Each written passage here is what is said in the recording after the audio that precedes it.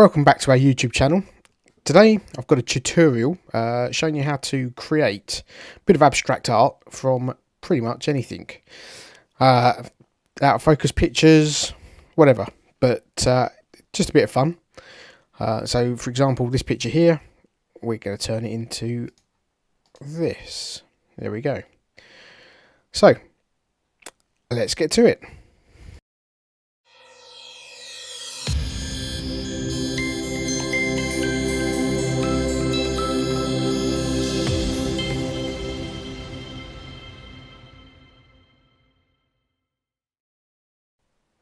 Right then, so what do we need to do? So first things first, we need to open up a picture. So that's what I'm going to start off with. Photo at Brands Hatch. It's quite a nice picture for doing this because it's got lots of bright colours in it, and I have found that pictures with sort of bright areas and dark areas and everything else seem to work really well. So this is what we're going to start off with. First things first, we need to turn it into a smart object so that then we can use smart filters. So right mouse click and convert to smart object. This then allows the filters to apply underneath this layer and be individually switched on and off, etc, etc, which is why we use smart layers and smart filters. Quite a cool feature. So first things first, we need to pixelate our image. You can try any of these. A lot of people use the Mezzo tint. I'm going to use crystallize just to be different, but it works just as well. I find actually it gives quite smooth looking abstract pictures. So we're going to do crystallize. And I'm going to set that to 56. Why not? You can use any number.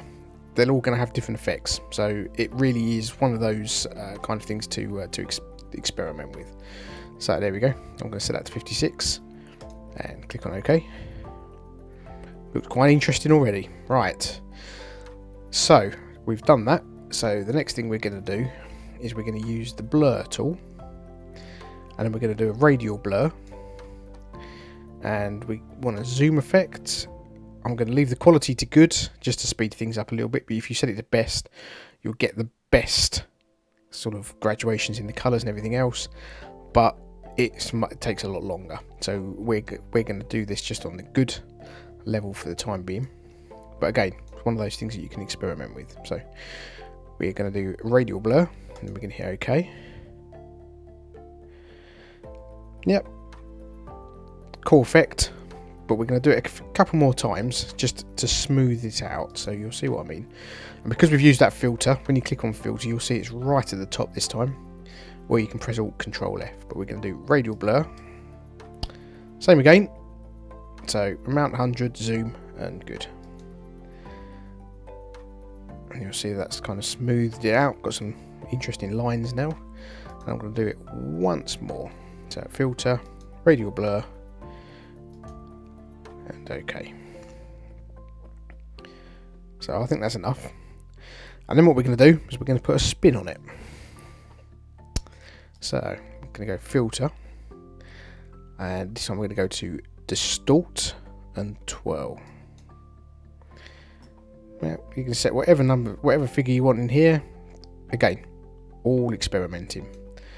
So I'm going to set 306. Let's take it a bit further than that. So I'm going to go 400. There we go. And then we can do a clever little trick. So if you go down to where you've got 12 down here in the smart filters, if you then double click there, we want to change the blend mode, and I'm going to set it to lighten. Again, you can try any of these, whatever takes your fancy. It's all experimenting because different pictures will have different effects on how these work. So I'm going to use lighten, And there we go. That looks quite interesting. And I'm going to do a swirl the other way. So I'm going to do the same again. Twirl, and this time the twirl is right at the top because we've just used that. I'm going to go minus 412. Again, these figures don't matter. You can do whatever you want. Now that's overlaid the other one. So what we're going to do is we're going to change the filtering on that. Again, double click here.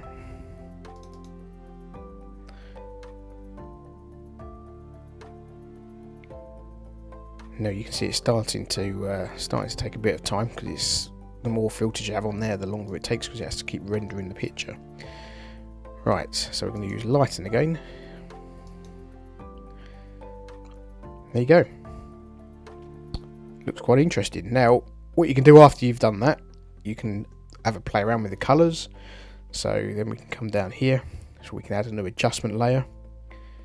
So if we click on this button, I'm going to have a quick fiddle with the brightness and contrast, mainly the contrast. I want to darken down the background a little bit. There we go.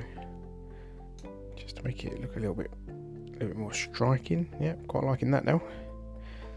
And then we can add another adjustment layer and we can have a go at the vibrance. And we can just have a little tweak on that. Just peps the colours up a bit more. And then we can have a go at the colour balance. So if you think there's too much yellow in there, you can take it the other way. Just have a little fiddle with the colours on however you fancy, but it just makes an interesting piece of art. And there you have it. Interesting abstract image. Let's just double click there, full picture. It just looks interesting, you know, it's got all these nice lines and wavy colours in it and everything. It just is quite interesting, bit of fun. And as I say, you can generate these from pretty much anything. So, if you like this video, hit the thumbs up, subscribe to our channel, and hit the bell, because we're going to be uploading lots more videos and tutorials, and if you hit that bell button, then you'll get notifications of when we do. See you again soon. Bye for now.